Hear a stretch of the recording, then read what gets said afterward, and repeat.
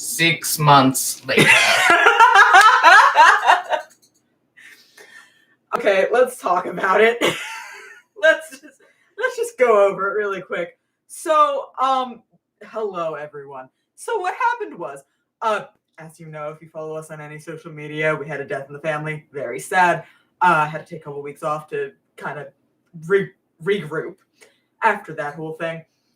As you know, if you follow us on Tumblr, we had an ask at the beginning of February that was like, hey, take all the time you need, which was very lovely.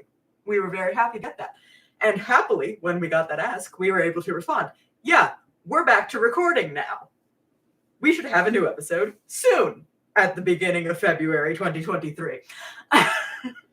Because at that point, we had recorded the beginning of Arsonist Lullaby. We had recorded, I think, like 2 scenes. Yeah. And then Barry comes down with an upper respiratory infection. Can't record on our next recording day.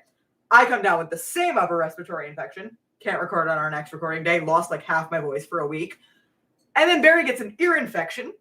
And the ear infection gets so bad that I literally rupture my eardrum and lose hearing in my left ear for a couple months. Yeah.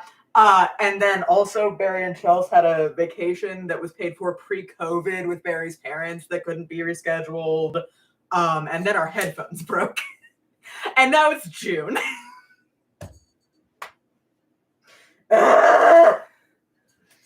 So Murphy's Law never fails, I guess. But Had to get that out. Yeah, so going forward, God, we're not making any promises because that seems like a really great way for like my other eardrum to rupture. Don't even. Sorry, I knocked on wood so hard that I knocked the goddamn. Yeah.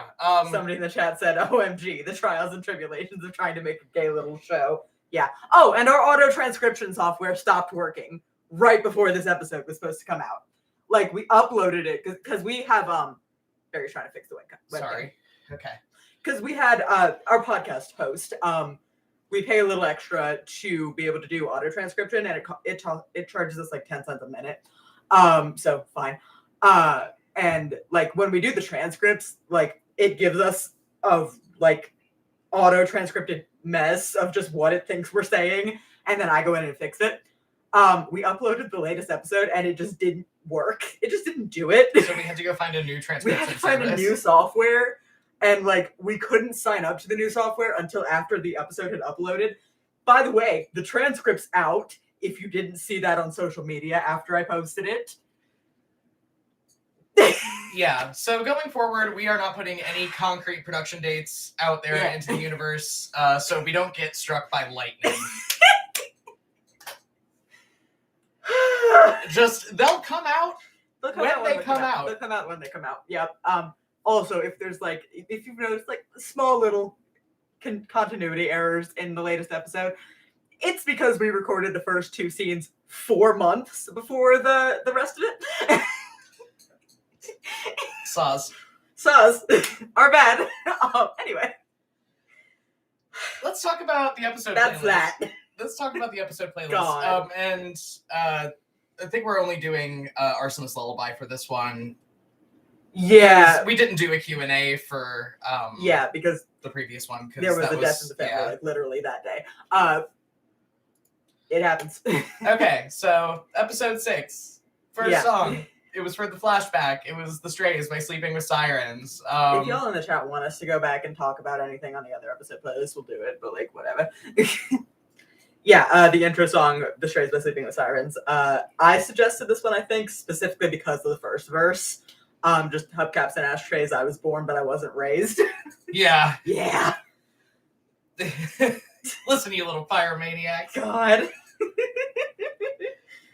Al and I actually had a creative difference over the end of that intro section because Al said, and I quote, "Barry, we can't have 2 intros in a row end with people screaming." We can't have specifically the sound effect screams that we download. I was like, we can't do that twice in a row. It can't happen.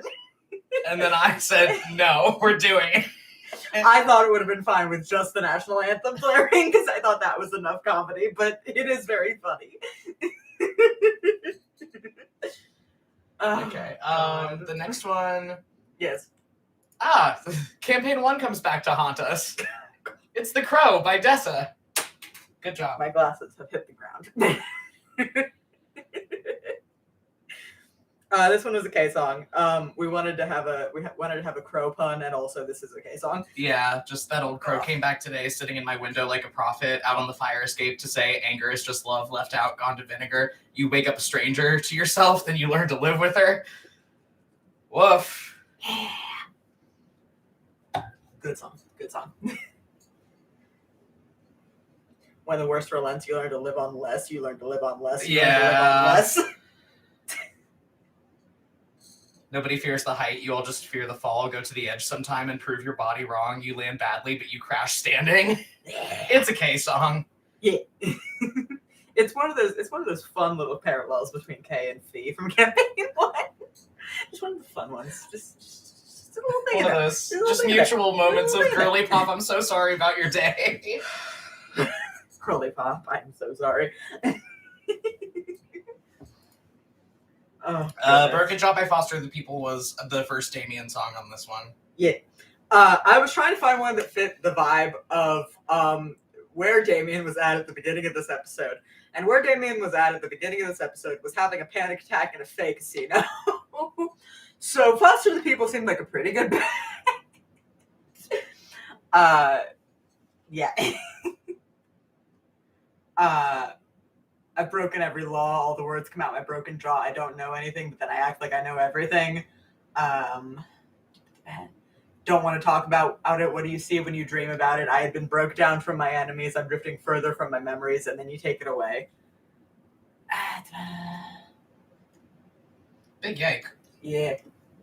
Smile through a joke inside. Yeah, I've been hiding with nothing to hide. That was the line that was like, oh, yeah.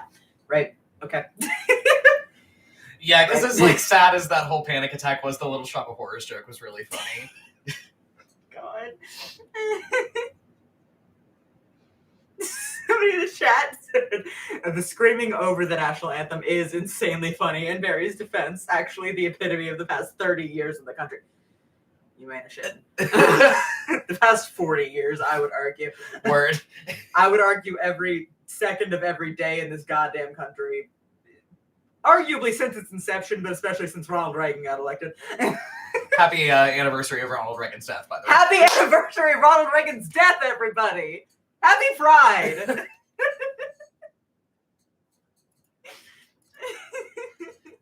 So the song we named the episode after was obviously Arsonist Lullaby by Hosier. That was Al. Like, Al said it just as kind of an off-the-cuff joke because, you know, of all the arson. Yeah, of all the arson, what occurred in the episode. And I, like, tried to refute it. I was like, no, we have to be... Actually, no, that fucks. Okay, let's do it. All you have is your fire and the place you need to reach. Don't you ever tame your demons, but always keep them on a leash. That, to me, is in my brain, it is like the prototypical Hosier song that I would put on a Damien playlist. It worked for both of them this episode, but, like, to me, it is always a song that I would put on a Damien playlist, like, when he snaps. Yeah. Much as Work Song is a K song to me.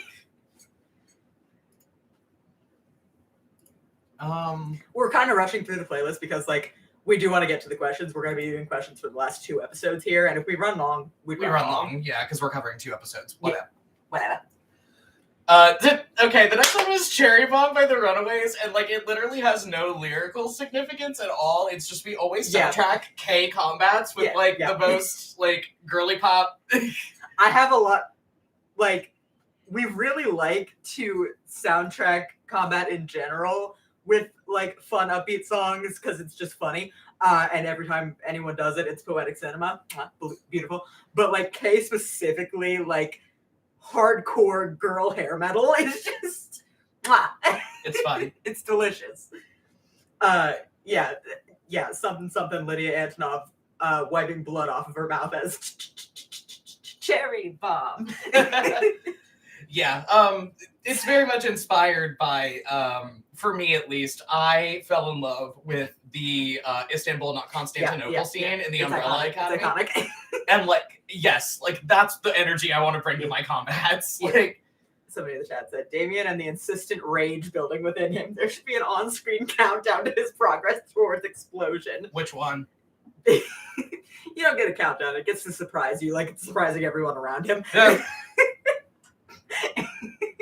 What, you think you get warning? Please. Yeah. Somebody in the chat just said, laughing. Which one?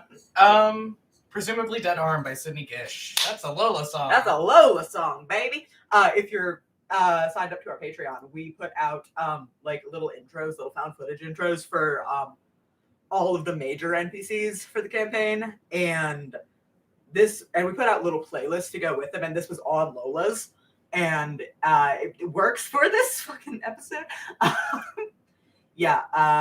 Just to start this off, this isn't the start of anything, just a song that I can sing to you. We're standing in a graveyard, and presumably dead arm popped through the grass, and who doesn't talk about that? Just oof. God, just so much of the song is so Lolacore. It's really good. My brain's a toddler roller skating down a hill. I took a spill and ran into a tree and suffered minor injuries. Honey, you are nothing to me. I don't call people anything that's thought to be so sweet, but I'm just being bitchy. It's just, and yeah, and this one verse that I thought was really nice. Just, I want to know your passwords without changing them in preferences and all the childhood traits and deceased pets that they're referencing. And I'm in love. This was the verse that made me put it on the Lola playlist. I'm in love with strangers who I've never even seen, in love with weird cut bangs and sweaters swaying kind of awkwardly, and I'm in love with fresh air friends from overheated houses, so I Uber up a giant park and dump my body in my dorm bed. Yeah, it's just a very good Lola song. Yeah, and then I tried to tell myself, because I've come this far along carrying my zombie arm to the 14th grade prom. Woof. Yeah. It's just a vibe. It's just a Lola vibe. She's very much trying to look the supernatural in the face and like pretending it doesn't scare her by going full at it. Like, can't be scared if I'm running after it. And then it's very much, a complex driven by their tragic backstory. Yeah, it's very much, Lola is very much a character who would rather put themselves into a bad situation deliberately than wait to get ambushed by a bad situation, if that makes sense. So Lola is Leroy Jenkins. Stop! Yeah, just out here Leroy Jenkinsing the supernatural. Little bit, yeah. Little bit. Next one was Feed the Machine by Poor Man's Poison. This is another recycled one from Campaign 1. Actually, no, I don't think it was ever on a episode. So no, it was just on the Moreland playlist. Yeah. It was just a Moreland song. It's a good villain song. This one's for Samaris here. Yep, just it's a capitalist hellscape anthem. The hey, you feed the machine, bring them all back down to their knees. Like, it just seemed like a good aesthetic thing for that moment at the end of the episode. Too great or good for all. Yeah, it seemed like a good beat for that moment at the end of the episode where he was like trying to talk to Damien and be like, hey, like there are bigger parts to this than you understand. And, just to illustrate the slime of it all. God. Yeah, and then the last one was Good Morning by Halsey, which was just the vibe for like that last scene, like specifically the drive-by in the cars. Mm-hmm. It was very much the vibe. Yeah, just it's really good. It was very much the musical vibe was what we were going for more than the lyrics. I don't know. All I know is a hopeless place that flows with the blood of my kin is pretty good. That is true, but like we picked it because it had the musical vibe, like that really kind of eerie, eerie. Yeah. Sometimes we make soundtrack choices for aesthetics, but we try to do good lyrical content Cherry as well. Bomb. Yeah. Cherry Bomb was just, it's pure aesthetics. There's nothing there. I'm so sad that we didn't get to talk about last episode's episode playlist, actually, because I just remembered that we put You're Gonna Outlive Mitch McConnell on there. Yeah. Every so often I remember that we put You're Gonna Outlive Mitch McConnell on there, and I just... Mwah! Won't be too long before he's McConnell. Canonically, Mitch McConnell is dead in the Desert Song universe, and he died because of Mothman's gay marriage getting legalized. Sometimes I really love our show. That was just a little personal satisfaction thing for us. Okay, Anyway, questions. on to the questions. God. Our first question was, talk about the starting flashbacks, both the episode 5-1 and the episode 6-1. So, somebody's gotta go. Bye. Have fun. The episode 6-1, the entire concept was we wanted it to be a situation where they were setting something on fire because they both set something on fire in the episode, and we thought it would be funny. Yeah, we were just kind of like throwing spaghetti while we were like, Yeah. okay, fireworks, 4th of July. Okay, let's go. Let's workshop some it. chaos. Yeah. I feel like it's a good through line through the two of them of like both of the flashbacks. There is a vibe of a little bit of negligent parenting. Yeah. Destruction. I thought like thematically they kind of rhyme. We're very much in a lot of the flashbacks trying to like illustrate kind of day-to-day. I'm trying to figure out how to say this. Like the day-to-day reality of the things happening around these little flashbacks, because they are all recorded. Like these were both incidents that were on camcorders. Like these are occasions that were recorded for posterity and devolved. But into absolute chaos. Yeah.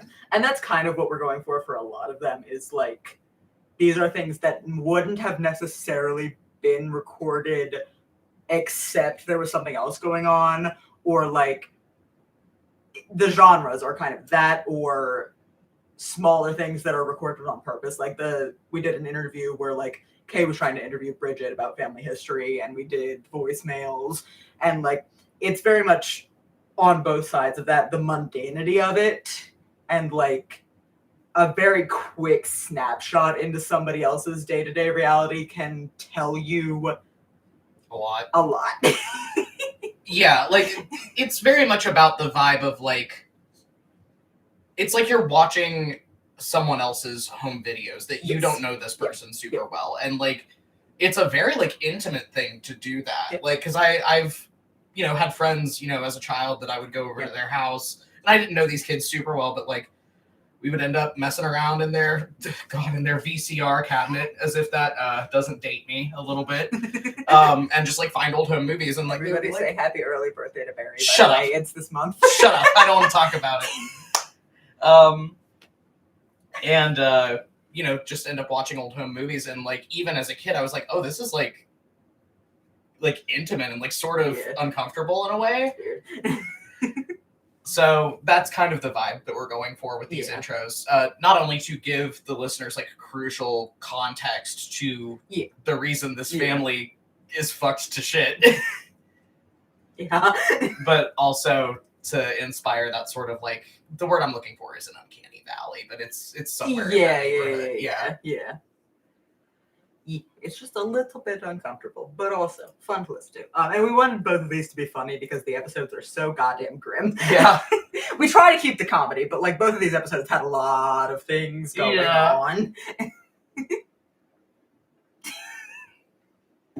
Somebody in the chat said, happy being born in the 90s, Barry.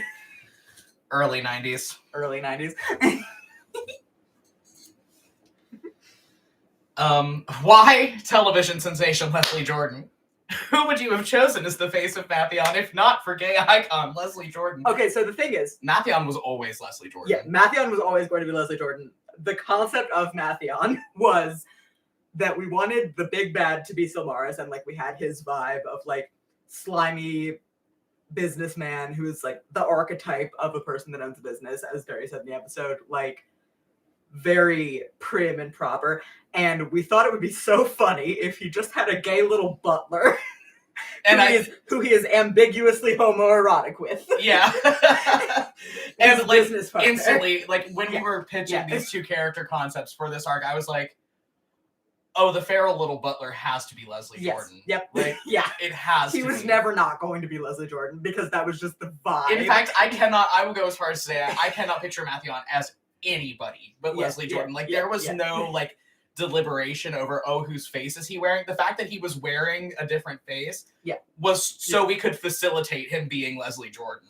It didn't go the other way around. The fact that he was imitating a specific person was because we wanted that specific person to be Leslie Jordan, not he was never going to imitate anyone else. Yeah. If he hadn't been Leslie Jordan, he would have been a very similar little guy. Yeah.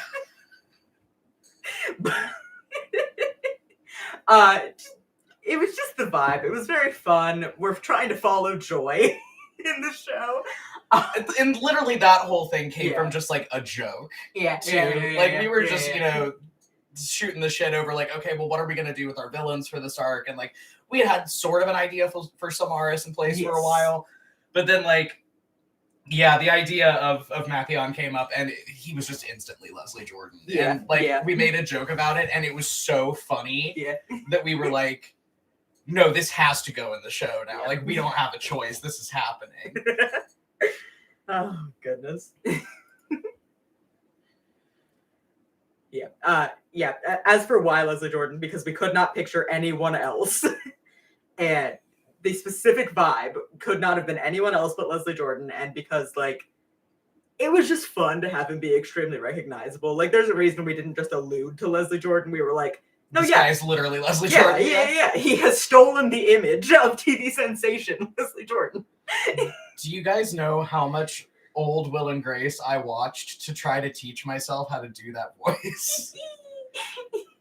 Anyway, pour one out for the late great Leslie Jordan. We miss you, buddy. Yeah, fly high.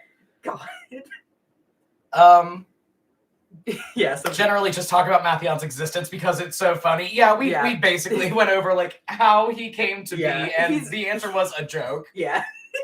He's not that deep. He's very fun. And, like, we thought it would be very fun to have him be there, like, as the cold open for not this episode, but the last one, because it's very fun to kind of plonk down in the middle of a situation and have no idea what's going on, and Leslie Jordan has pulled a gun on him. Like, Matheon is a joke that facilitated a lot of interesting tension and horror, I think. But he is a joke. Oh, goodness.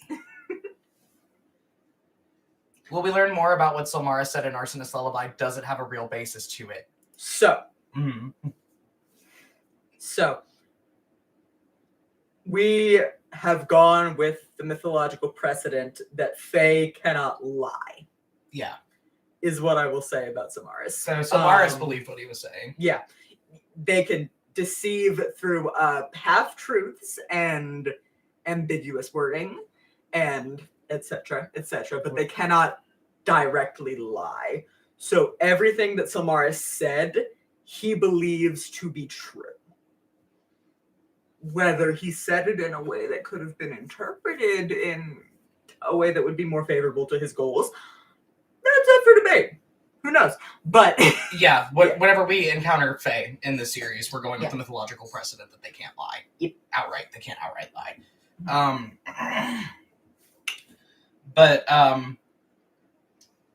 I will say that there was some intentional vagueness definitely that went into that whole conversation with Damien. He did not tell the whole truth by any stretch of the imagination. But everything he said, he does in some way, shape, or form believe to be true. Yeah. So, we will be hearing more about it. However, it is a major fucking plot. Yeah, we're being so careful because we don't want to spoil a long-running plot of the series. But yeah, Fae can't lie is the short answer. Next question was, what exactly happened to Chloe, and had the dice not doomed her, how would she have ended up? Okay, Siren ate her. That's what happened to her. The siren ate her. Chloe Hernandez is dead. She has been eaten. Oh, somebody in the chat said, interesting, the logic of, I can't beat the Spirit Halloween man, so I will give him more anxiety by being correct. Referring to Damien as a Spirit Halloween man is so So good. I really like that, actually. But yeah, on the subject of Chloe, the siren ate her. It stole her face, and she is gone. If the dice had gone differently, she would have been a recurring NPC. Not a main one. She would not have ever been a party member, but like The equivalent of what Mick is, basically. yeah, it's she would have been a background psychic who could have given some plot hooks, and yeah, mostly she would have given some plot hooks and been like helpful in the background of mysteries. She would have been kind of a card to pull out of the deck to be like, hey, Chloe, go touch this guy and tell me what he's feeling right now. You know, give me the vibe. Vibe check. Vibe check. The dice didn't go that way. She wouldn't have ever been super essential, because I knew if the dice didn't go her way, she was going to be dead in her second episode. But yeah, I had thoughts of her being recurring later. And then I rolled bad. Yeah. Sorry, It's Chloe. fine. It's fine. It was always gonna happen. Monster of the Week as a genre kind of needs more bodies for the meat grinder all the time. Yeah, and that's something that we're getting used to Yeah. because like we've been having this issue with like getting really attached to characters and then they fucking die. See Angie. Yeah. Yeah, and I didn't want to make Chloe too central to my plans, especially because I knew I was gonna kill her first because I would rather she died than Camille. Yeah. Yeah. Somebody in the chat said, R.I.P. Chloe, bestie. You may have stepped up to the same narrative spot as Michael otherwise. Yeah. Nobody has the same narrative spot as Michael Darcy. You take that back. No one has his panache, but like a similar niche. But yeah, unfortunately, she has become sashimi. So I didn't like that. sorry, Chloe. Yeah, sorry, Chloe. Sorry, Chloe. We are unfortunately in a genre that has a lot of dead people. It's just the genre. That's what happens. Can you explain Kaylin's and Damien's powers in more detail? Damien shoots fire at things. Yes. A lot. Oh, somebody in the chat said, no, yeah, there's lots of death here, which is not only horrific, but also kind of cool. No one is safe at the hands of the RPG. Yeah. Yeah. Yeah, pretty much. Except Okay. Kay, who can't die. Yeah, except Kay. Well, she can. She can, but she'll get better. Yeah. Yeah, as far as their powers go, mechanically, if you've read the Monster of the Week source book, I think we've mentioned this in the episodes before, but Kay is the spooky and Damien is the spell slinger. Damien's powers are literally just that he shoots fire at stuff, and like use magic lets you make barriers like that. So he was doing that. Whenever I have him do that, I'm picturing like oil slick, like very faint fire that is waiting to be triggered. Like somebody's gonna walk into it and then their face will burn off. Like it's all very fire flavored, if that makes sense. Because I just like doing magic powers like that. I don't really like doing kind of one size fits all magic powers. Not my vibe. Oh, sorry. And Kay's strange. She's strange and off-putting. And like that was part of my whole like shtick for like picking telekinesis. I was like, I'm thinking about like that spooky archetype character in like so many Monster of the Week medias of like the fucking weirdo person that like blood starts running out of their nose and they move something with their mind. I was like, oh, that is exactly the energy I want to bring to the studio. Your Sam's Winchester, your Willows Rosenberg et al. Yeah.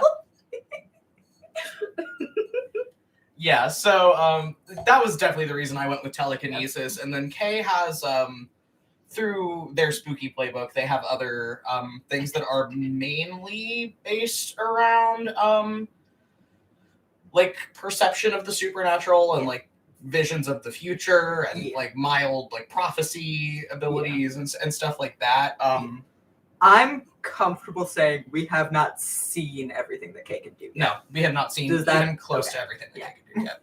Yeah. I feel comfortable saying that because Kay has been very recently resurrected. Yeah. And Kay has a lot more in the back pocket that she can do as far as playbook goes. And to an extent, we haven't seen everything that Damien could possibly do, mostly because Use magic is such a huge toolkit. because like magic in this world at least is a thing that has formulas and a process to it if you believe hard enough. And Damien is a walking battery. Yeah. So theoretically, He could do anything. we'll see.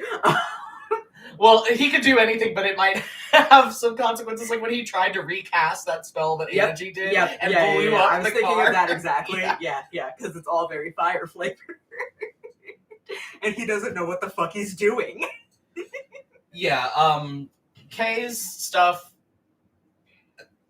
there's a thematic element to it that I can't talk about yet. Yeah, we can't spoil it. Yeah, there's a thematic element that I can't talk about yet, but also a lot of the Yes. like having the site marked off as Yeah. a spooky move and like having those like visions and like hunches, I think is what the move is called. Yes. I very much wanted to do that to play that through the lens of somebody Yes. that experiences psychosis. Yeah.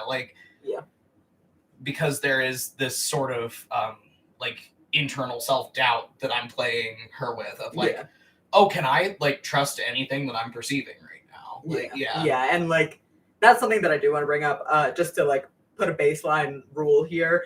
I don't want to in any Q&As clarify whether something that Kay is perceiving was or was not real more than it's clarified in the episode. I just want to put that out there right now because it doesn't matter. It doesn't matter, and also like metatextually, I don't want necessarily anyone who's listening to the show to be more of an authority on Kay's perception than she is. Yeah. Like, and I get that can be kind of triggery for people who deal with unreality, but like, speaking personally, it would make me feel weirder to clarify it. And I hate when people do that in like psychological horror where like the wool or like the sheet gets pulled off and you get to see exactly what was going on, viewer, because you are not a crazy person. Like that it's icky. tone in psychological It's horror. icky. Yeah. I hate it. I don't want to do it. Firm line. Just want to say that. Somebody in the chat said Damien being a walking battery, both functionally and in character. He's powerful, but also acts like he's filled with acid, you know? You're right. You're right. Wow. Yeah. Called out. He is filled with acid. God. How much did Team Damien's actions affect the Fae exactly? How fucked is Michael for it? Those are two different questions. Well, he burned down one of the Sealy Court's primary sources of income. So At least in Vegas. At least in Vegas. I don't know that the casino burned to the ground, but there will be extensive repairs required, and they probably lost a lot of their clowns in the fire. And a lot of the cacti people. Yeah. Definitely innocent greenery that they had in the casino.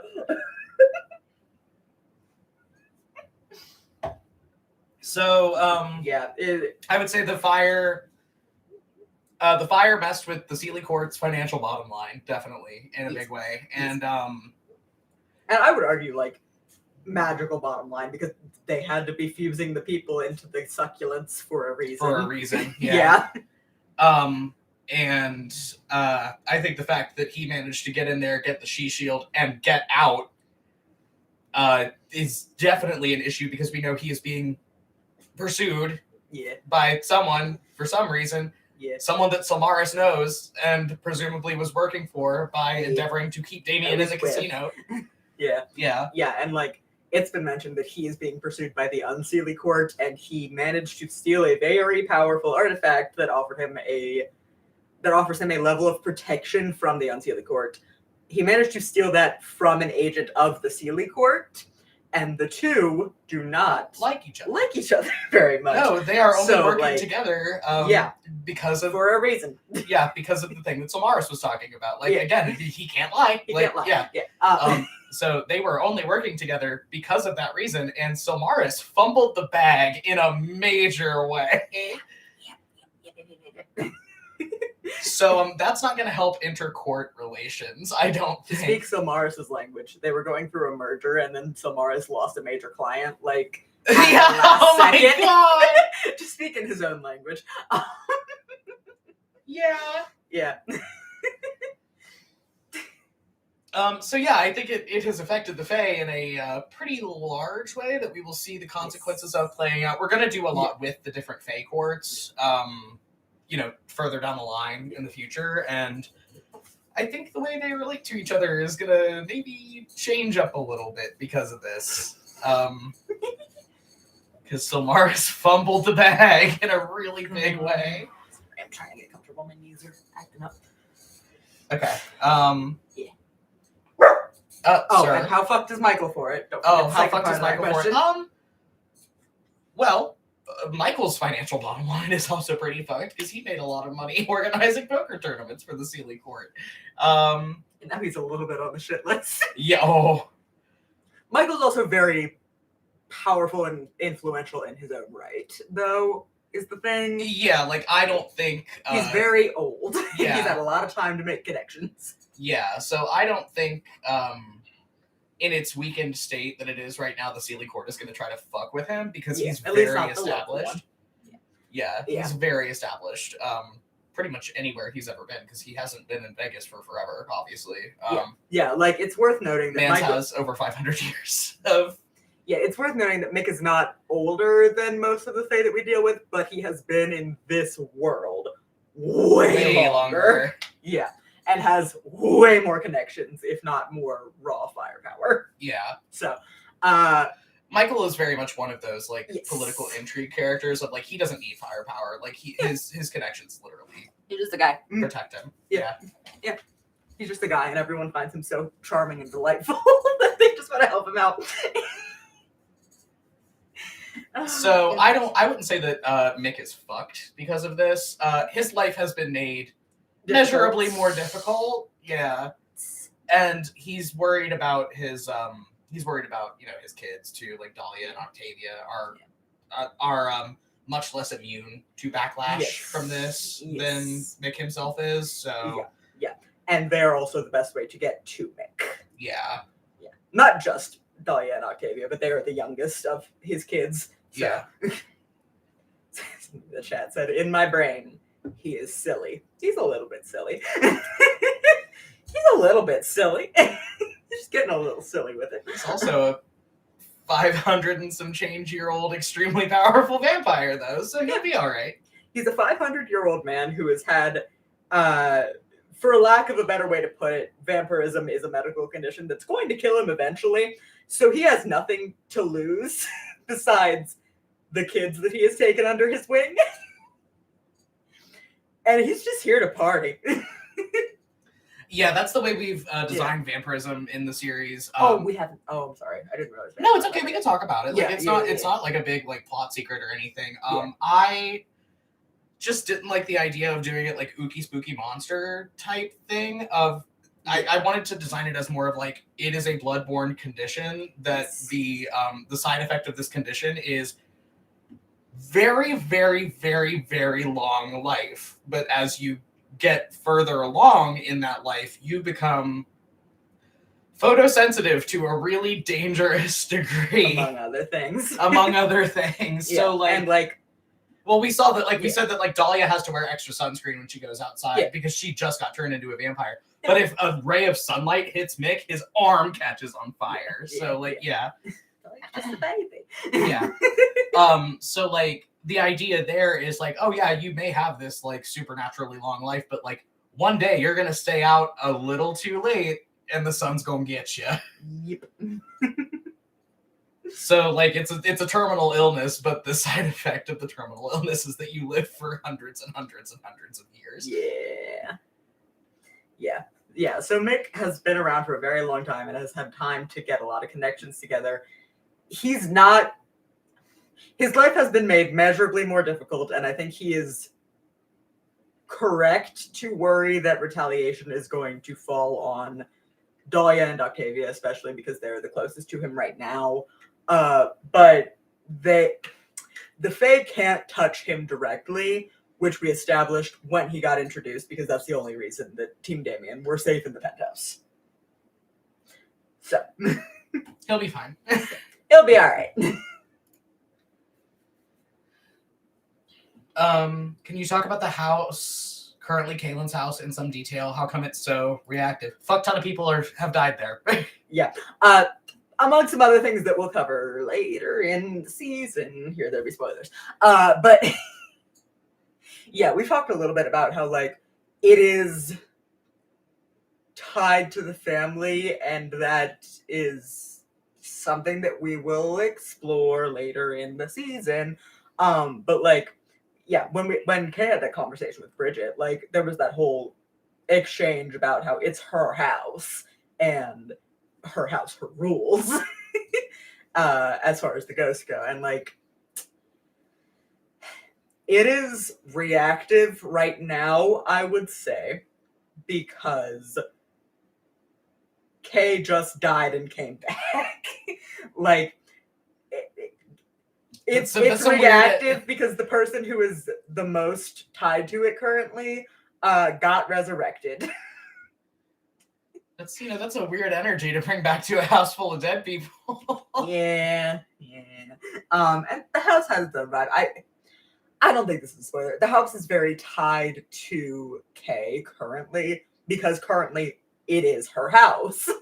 So, like, much as we got the whole thing with Bridget of, like, her house, her rules, right now it's Kay's house, and Kay doesn't have any rules because her life is very complicated at the moment. You know what I mean? Yeah. It's reactive because there's a lot of things going on with the family, and that we know of, at least it seems like 5 members of the family have died there and are still kicking around. Because we've mentioned Bridget, she mentioned Art, Todd's there, Kendra's there. Yeah, and like their Uncle Damien. Yeah. I'm sorry for the name confusion. Because I know we're going to have confusion because we do have 2 characters named Damien who are in the same family and lived in the same house. Damien named himself after his uncle. I'm sorry. It's a character thing. It's a character thing that will be explored later. Oh, goodness. But yeah, it's because the house is full of death, and also not everyone who's died there, but like a lot of the people that have lived and died there have had some weird shit going on with them that we will discuss later. I am being so careful. On that same note, is everyone else affected by it the same way Kay is? Is Ellis also seeing their dead parents from time to time? I would say emphatically no. Here's the thing that makes this complicated. We don't know what Kay was perceiving in the house before she died because they don't remember. Yeah. So like, it is a little bit at this point, especially, it's a little bit ambiguous how much of what Kay is perceiving. It's always ambiguous about how much of what Kay is perceiving is real, how much of it isn't. But it's especially ambiguous, like, how haunted is the house? Yeah. Not even just that, but like, how much is Kay perceiving now because she died and has psychic powers now, versus how much was Kay perceiving before. I think we've mentioned, like, I had you go through like one quick flashback where like she was looking at something off screen in the upstairs bathroom, and I was trying to imply there that she was seeing the ghost that's up there, but like that's pretty much it, and that's not really necessarily what was going on. It's very mumbly jumbly currently. As far as I think if Ellis has seen anything, she has not talked about it. She has either not talked about it or explained it away. Yeah, because that's just kind of her vibe as a person. As you'll see in the next episode, Ellis O'Connell is the queen of rationalization. Yeah.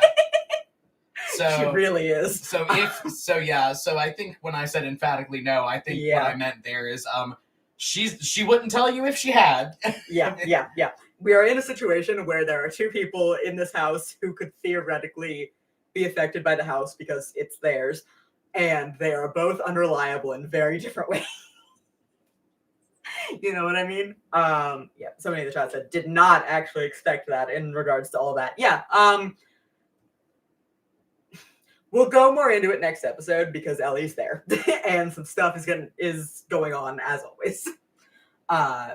We'll go into it. But yeah, it's up for debate, I think, how much is happening now that was not happening before. Like, it's up for debate how much is only happening because Kay got resurrected and has weird spooky powers now. Somebody in the chat said Queen of Rationalization. Amazing. Wait. Just wait. Wait. Just wait. It will get way less amazing next episode. Ellis O'Connell is a character. Mind the content warnings for next one.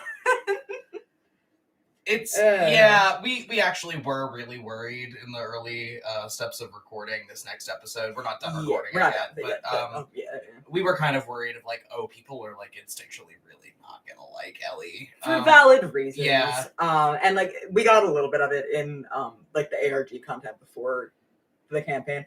Ellis O'Connell is not dealing in a super good way with her sister, especially, but also with most things. Like we saw in the pre-campaign RG, her trying to like forcefully reality check Kay, which don't do that, by the way. If you know someone that experiences psychosis, don't reality check them unless they have explicitly told you it's fine. Just don't do that. It's rude. It's not cool. But also, Ellis O'Connell is 20 years old and has been through a lot and doesn't have anybody else. Yeah. Like as far as her immediate family, the only person she really has is Kay, and she's a kid and she's scared. Yeah, she's a kid and she's scared, and there's a lot going on. And yeah, it's something we're worried about with like the early scenes of the next episode is we do think people are going to instinctively kind of go at Ellie, and that is understandable and fair. We're hoping that by the end of it, she comes off very nuanced and understandable, but we'll see. We'll see how people react to her. We're doing our best to like convey the fact that she is a kid. She's going through a lot. Talk about the Jackie segments. They are silly. This is the last question, by the way. This is the last question, so open question time until the end. Yes. So we've had a couple people referring to the Jackalope narrator as Jackie, which I think is so fun. Which I think is so fun. The Jackalope interludes are so good. We needed something to put in the middle of an episode to be like a break because we knew the episodes were going to be super long. And that like not everybody could just like fully house a 3-hour episode in one sitting. Like... Yeah, because that's wild. But yeah, especially because like they're edited episodes. Like it's 3 hours of stuff happening. Somebody in the chat said, I hadn't considered them as an entity, just as the break person. That's also fair. Yeah, a couple people just started calling them Jackie, and I just was like, oh, that's really fun, actually. Jackie's really good. I have started referring to her as Jackie in my brain. But yeah, we knew we wanted something to be an interlude to break up the episodes, and we decided on pirate radio because, like, it's very much a like a Welcome to Night Vale vibe, like kind of an homage to that, like very... like very matter-of-fact magic realism was kind of the vibe we were going for, but like we wanted to go less public radio and more you're driving down a desert highway and flick on the radio to a random station and somebody just starts saying the wildest shit you've ever heard. So and the Jackalope is somebody in the chat said can't just watch 3 hours of content. Cowards. / silly. So true. Not everybody can hang. That's fair. We're neurodivergent people making a podcast for neurodivergent people. It happens. But yeah, the Jackalope segments are also a really quick and dirty way to get some world building in, Because everything that she's talking about is like commenting on like the supernatural and the paranormal in this like brave new world that has come about since 2012. Yeah, like she's just giving PSAs to people. And celebrating this the world, and celebrating Mothman's nuptials.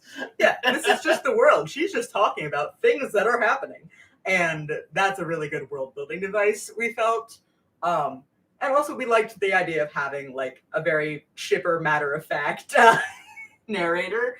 Again, to be kind of an homage to Welcome to Night Vale, because Cecil from Welcome to Night Vale is very blasé about everything, except when things are going very badly for him. But like the state of the world, he's pretty blasé about. And yeah, we just liked the idea of a little, just a person in a van just doing pirate radio and talking about the state of affairs, and then the Jackalope interludes kind of developed from there. Somebody in the chat said, in relation to Mothman's nuptials, I love that. Hashtag love wins. Love does win. And then, so I have one real question offhand, which is, have y'all adjusted with how luck points function? Just because, while I'm not super familiar with myself, getting doomed is a bad thing. So are y'all actively trying to become doomed because you think it would be fun, or just, this will be a bridge we burn later? So I've used so many luck points that Al actually has brought up something in conversation about we might need to homebrew a mechanic where luck points reset every season. At the end of the season, just to make better storytelling. Because it's cool when we can use a luck point, and also because Kay does not have the option to not use them. Yeah, because if she's going to keep throwing herself into monsters. Yeah, because with that new move that I took from the Chosen playbook, yeah, it just happens every time I die. Yeah. So like we're thinking right now that for better storytelling, we're gonna be in a situation where we're refreshing them at the end of every season. So like new season starts, we have all our luck points back. Yeah. By the way, as far as you taking that move, I say this in the beginning of the next episode when we're doing our level up stuff, but like I just want to say it now. I was gonna give Barry that move for free because he didn't really have a choice in taking it or not. He decided to spend a level up on that. That wasn't me. That was him. Yeah. Well, I mean, I just figured, it is technically a move from another playbook. Yeah, and that's something that I am told that I can do on a level up. And Kay cringe failed so hard through this arc that they actually got 2 level ups. So I still got to pick something that I wanted to do. Yeah. Somebody in the chat said, one question is, can you at this point in time explain why Kay saw the same desert when she died in episode 6? Should we look out for and think about that? So, the reason Kay went back to the desert when she died is because that's where she died the first time. She didn't go back to the desert. She went back to the site of her first death and resurrection. I will not elaborate further because spoilers. But yeah, keep an eye out for that. That is plot relevant. I did that very intentionally. She went back specifically to the site of her death and the site of her resurrection. Next question, or not even a question, the next thing in the chat was, I have some thoughts about what a fully doomed Kay would look like, and I want my favorite zombie Florbo to be fine. I also want her to be fine. But unfortunately, she girl bossed too close to the sun on this one. And gave herself a stroke. I honestly didn't know what was gonna happen. Yeah. When I did that with the burning my last hit point for that telekinesis. We had discussed the fact that she can't perma-die, but like beyond that, we didn't discuss. I wasn't sure what the mechanic was gonna be for that. I was like, well, I am gonna radically trust my plot armor and God. and just see what happens next. So I was just as surprised as anybody else when that Chosen move cropped up. So because I didn't know about it, I had never read the Chosen playbook before. So yeah, because we didn't want anybody to be the Chosen while we went into it. Oof. Somebody in the chat said, "Well, time to find out." Yeah. My strategy for this campaign, honestly, is just fuck around and find out. What are you gonna do? Kill me? It's a little late. Oh, goodness. My character is the literal embodiment of a character out here in booty shorts with God won't let me die on the back. Kay's going through the stages of grief for herself, and she has now reached acceptance. Literally. We're at the stage of Kaylin's on death where every minor inconvenience, she's just like, guess I'll die. die. God. You can't say that way, so you know what? Somebody in the chat said, I mean, late game spoilers for campaign 1, but what are you gonna do? Kill me? Kalessa would say yes. It's fair. That's fair. That's fair. Kalessa didn't kill anybody with plot armor. True. Nobody's figured out how to kill Kay yet. That's what we'll say. We have established a precedent of killing characters that do have plot armor anyway. Because, like, we killed Fee. That's true. She got better. She got better. Yeah, we've killed Kay twice now. She got better. Yeah. Kay's mechanic is that she gets better. So the chat just went, oh no, that's terrifying. And then also, I love Fee so much. Yeah. Yeah. The thing is, Kay at least has mechanically validated plot armor. Damien's running around with the forces of the entire Unseelie Court wanting to bite his head off, and he has a heart condition. God damn it. 5 minutes, by the way. Yes. Any last minute open questions? We'll run late if we have to run late. But yeah. Open question time in the chat. God. So time is a bit of a flat circle, I've noticed, with certain things that we've carried over from campaign 1 to campaign 2. The Kay and Fee parallels are there. The Damien and Leo parallels are there. We figured we'd do it the campaign right after rather than wait. Yeah. Somebody in the chat is formulating a question. But yeah.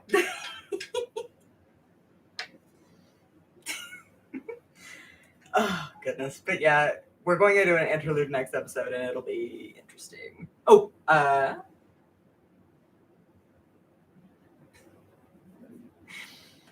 Somebody is asking a question that may have been asked before, but is there any connection between the two campaigns? They're not in the same universe. They're not in the same universe, no. Yeah. And like there aren't any character connections. Like they're connected in the sense that Campaign 2's story is one that we've been working on for like a decade, and it bleeds a little bit into all of our other work. And that's why any parallels are there. Because this has been in the back of our brains since like 2014. Yeah. God. Oof. I think earlier than that. The characters were in the back of our brain. Yeah. We solidified the dynamic, I think, in 2014. Okay. Yeah. Yeah. Maybe a little earlier than that, but not much. Yeah. It's been a while. Yeah. So like the parallels that exist are like, we didn't know we were going to do this campaign on the podcast when we started making it. Yeah. Yeah, somebody in the chat said, okay, but it isn't like, oh yeah, Illyria exists somewhere out in the universe just far from No. It's a separate universe. No.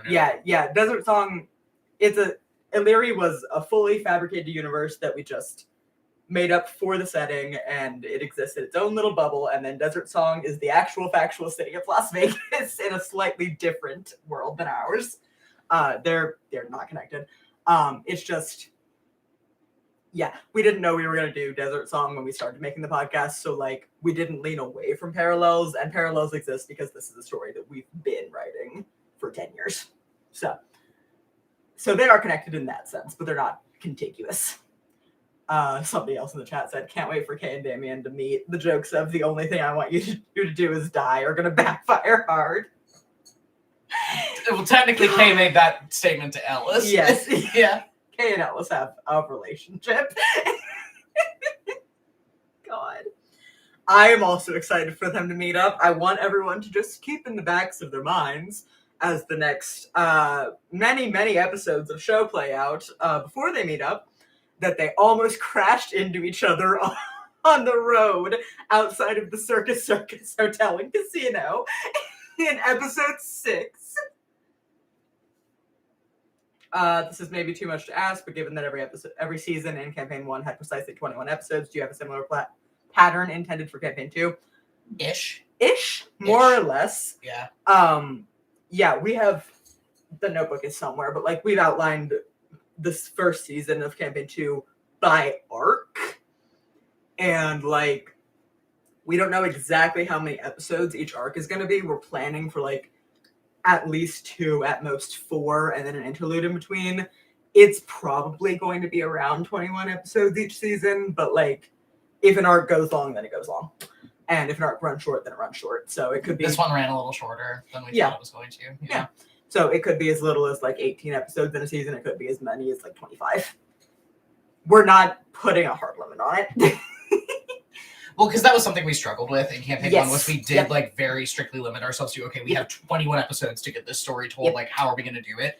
And it led to some things I feel like being kind of shoehorned in there. Yes, yeah, it led to some, we had to switch, especially because we had the seasons separated when we did, and I don't disagree with where we separated any of them, because the plot beats it very well. It was very Act 1, Act 2, Act 3, yeah. Yes, but it ended up being that we had a lot of story at the back half of season 3. Oh yeah, Lux Togalin art got squished. It got put in the trash compactor. Like, and like we couldn't have moved any of it around. Like there was so much happening in season 3 that it had to be squished the way it was. But then we had like several episodes in a row in season 1 especially, and then season 2 where not that much was going like that fast, and that was just because we had 21 episodes each season. So we're not trying to like be strict about it with this campaign. But yeah. So but the way we've divided up arcs is like it's gonna be roughly there. Yeah. Well, because we're going with 3-act structure again, just because I feel like that's the most stable way to do storytelling in this format. So somebody in the chat said, in my mind, I'd love Illyria to be a story in Desert Song. Like, hey, dude, I read this fantasy book I found hidden in a charity shop, and the main character is so you. What a funny coincidence. Oh my god, like one of those trash like dollar bin fantasy books that has like a weirdly ripped like Leo drawn on the front. I know. Here's the fun thing. It wasn't the story in the last Jackalope interlude about liminal spaces. Yeah, weren't you referencing something that happened to you and Chels? Barry canonically exists in Desert Song, is what I'm saying. And canonically got eaten by the St. Louis airport. Yeah, I mean, I didn't get eaten by the St. Louis airport. Yeah. Obviously, I lived, but I did get lost there for like 45 minutes, and my wife could not find me. Yeah. My wife took our dog to the pet relief area, and I got swallowed by the St. Louis airport. Because St. Louis is St. Louis used to be a huge hub for Southwest, and then Southwest pulled out of there. So there's like literally just abandoned whole terminals in the St. Louis airport with nothing in them. And it's a terrifying space to be in, because it's like you're aware of how liminal the space is when there is nothing there. Yeah. And there's just like this one concourse that has like a huge line of like floor to ceiling windows and just like a row of rocking chairs.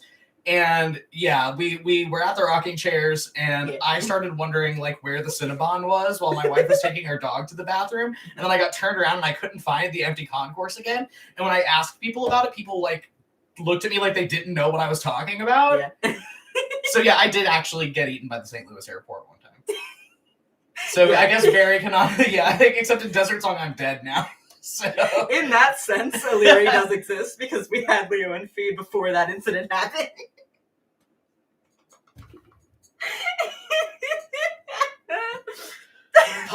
Notable podcast host Barry Compelled Duel disappears in the St. Louis airport. Somebody in the chat said Barry is hidden in every shot of Desert Song. He becomes a minor victim in every public scene. Oh no! Yes, he really got run over now. by the limo in that one episode. Yes, I'm doing this now. Oh, it's really good. And something else just went very affectionately. Ow! How do you know how easy it is to get lost in an airport? Period. Much less one that like has turned into airport is bad. It's bad. It's bad. It's bad. If you haven't been there, it's bad. But yeah, so in that sense, Leo and Fee exist at least in the world of Desert Song because we created them before 2018. Oh no.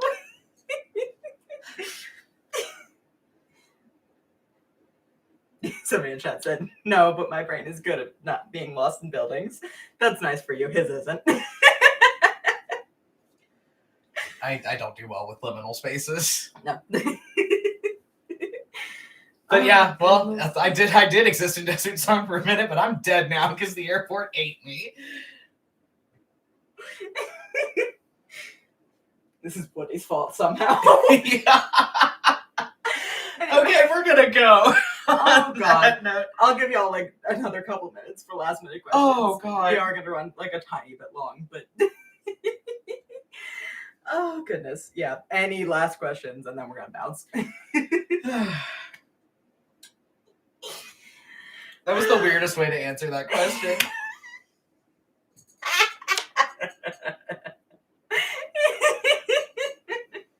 Mary got eaten by the airport. Yeah. It's like the sequel song to Grandma Got Run Over by a Reindeer. Podcast just got eaten by an airport. St. Louis isn't even a cool enough city to justify its airport. It's so sad.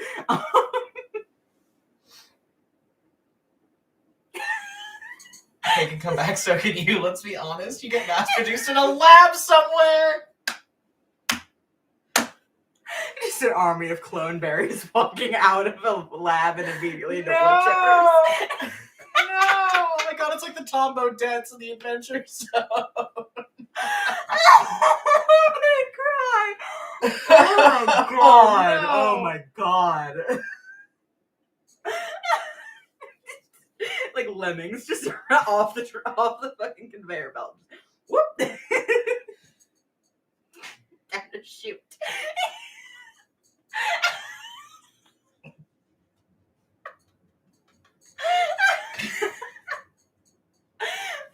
I'm sorry, I don't know why it's so funny to me. Adult life is already so goddamn weird. This might as well happen. Chat said I just woke up and I'm already crying and my abs are sore from laughing. Me too now. Oh jeez. Oh, man. Okay, we're gonna go.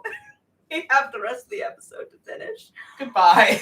This was great. See y'all when the episode comes out Bye. later.